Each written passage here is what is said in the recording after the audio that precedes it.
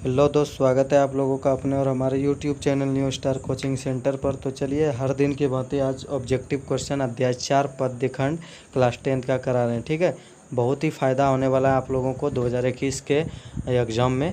और आपको जो भी पढ़ना science, social science, math, English spoken या इंग्लिश ग्रामर, हिंदी व्याकरण, जो भी पढ़ना है आप लोग जाके पढ़ सकते हैं इस चैनल के माध्यम से फ्री ऑफ कॉस्ट में। वीडियो लिस्ट में पढ़ा, आप लोग को बस सब्सक्राइब करना है और जाके देखना है। तो फर्स्ट क्वेश्चन लेते हैं, उर्वशी किसकी कृति है। जहाँ उर्वशी किसकी कृति है तो वह दिनकर जी की है। अगला, दिनकर को साहित्य अकादमी पुरस्कार किस पर मिला। संस्कृत के 4 अध्याय पर। और यदि पूछा जाए दिनकर को ज्ञानपीठ पुरस्कार किस पर मिला तो वो उर्वशी। यदि पूछेगा साहित्य अकादमी तो याद रखिएगा 100 से संस्कृत के 4 अध्याय। ठीक है। अगला, दिनकर ने कविता में यानी कि जनतंत्र का जन्म कविता में दुधमुही शब्द का प्रयोग किसके लिए किया गया, यानी कि जी हाँ, दुधमुही शब्द का प्रयोग किसके लिए किया है तो इसका राइट आंसर होगा जनता के लिए। ठीक है। अगला है, दिनकर किस विश्वविद्यालय के उप कुलपति यानी कुलपति बनाए गए थे तो इसका राइट आंसर होगा भागलपुर विश्वविद्यालय का। ठीक है, भागलपुर विश्वविद्यालय का। अगला है, जनतंत्र में कवि के अनुसार, जनतंत्र में कवि के अनुसार राजदंड क्या होंगे तो इसका राइट आंसर है फावड़े और हल। ठीक है, क्या, फावड़े और हल। फावड़े मतलब कुदाल। अगला है, कवि के अनुसार जनतंत्र के देवता कौन है तो कवि के अनुसार जनतंत्र के देवता किसान और मजदूर है। अगला है, भारत सरकार ने दिनकर को कौन सा अलंकरण प्रदान किया है। भारत सरकार ने दिनकर को कौन सा अलंकरण प्रदान किया तो इसका राइट आंसर होगा पद्म विभूषण। कौन सा, पद्म विभूषण। अगला क्वेश्चन है, दिनकर की प्रमुख काव्य कृति क्या है। जी हाँ, दिनकर की प्रमुख काव्य कृति क्या है तो इनमें तीनों जो है वह तीनों काव्य कृति दिनकर की ही है, यानी इनमें से सभी, रेणुका, रसवंती और कुरुक्षेत्र। ठीक है। तो चलिए अगला क्वेश्चन हम लोग करते हैं। अगला क्वेश्चन है, दिनकर की गद्य कृति कौन सी है इनमें से तो इनमें से सभी। अर्धनारीश्वर आप लोग इंटर में पढ़ सकते हैं सेकेंड ईयर में। और दिनकर की डायरी, वट पीपल, ये तीनों इनका रचना है, गद्य कृति यानी कहानी वाला है। अगला, दिनकर जी के पिता का नाम क्या था। दिनकर जी के पिता का नाम रवि सिंह था। क्या था, रवि सिंह।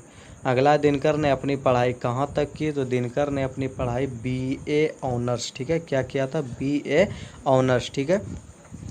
और अगला क्वेश्चन हम लोग देखेंगे। और हाँ, 2021 में आपको ऑब्जेक्टिव क्वेश्चन ना ये सब बहुत मायने रखता है। ठीक है, आपको सुनना ही पड़ेगा। ठीक है, नहीं सुनिएगा तो आपका दिक्कत हो सकता है। ठीक है, और ऑब्जेक्टिव का ही ज़माना है दोस्तों। अगला, दिनकर किस कॉलेज के हिंदी विभाग के अध्यक्ष के रूप में कार्यरत रहे तो वह है लंगट सिंह कॉलेज भागलपुर में। ठीक है, लंगट सिंह कॉलेज भागलपुर में हिंदी विभाग के प्रोफेसर रहे थे, सॉरी अध्यक्ष भी रहे थे। किसे, अगला है, सिंहासन खाली करने को बात किससे कही गई तो वह है राजतंत्र को और सामंतवाद को, दोनों को।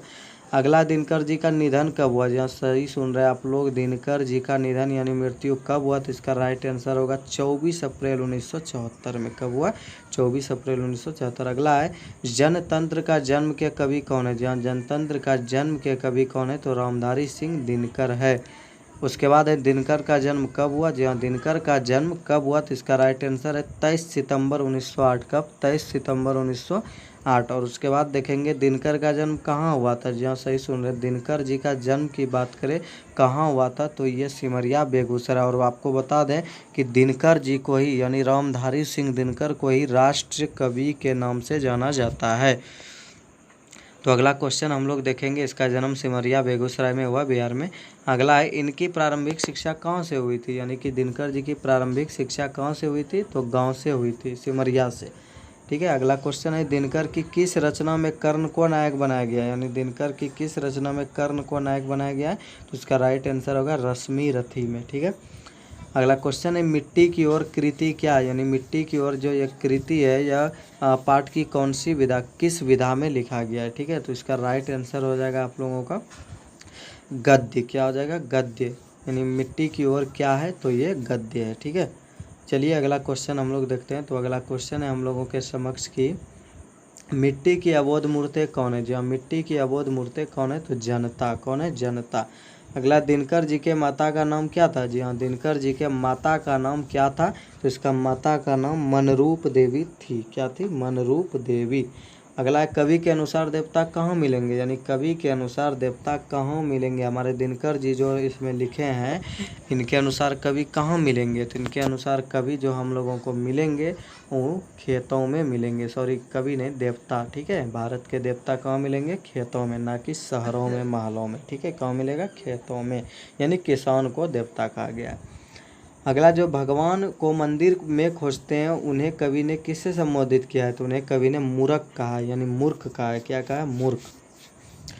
अगला है 33 कोटि डैश के सिर पर मुकुट धरो। यह जो यानी एक पंक्ति है, इसके बीच में जो डैश है यानी खाली स्थान है, इसमें क्या भराएगा, तो इसमें भराएगा जनता, यानी पूर्ण वाक्य क्या होगा, 33 कोटि जनता के सिर पर मुकुट धरो। ठीक है, तो चलिए दोस्त अगला हम लोग क्वेश्चन देखेंगे। अगला क्वेश्चन है राजप्रसाद कौन सा समास हुआ, यानी राजप्रसाद, राजा का प्रसाद, कौन सा समास होगा, तत्पुरुष। ठीक है, तत्पुरुष।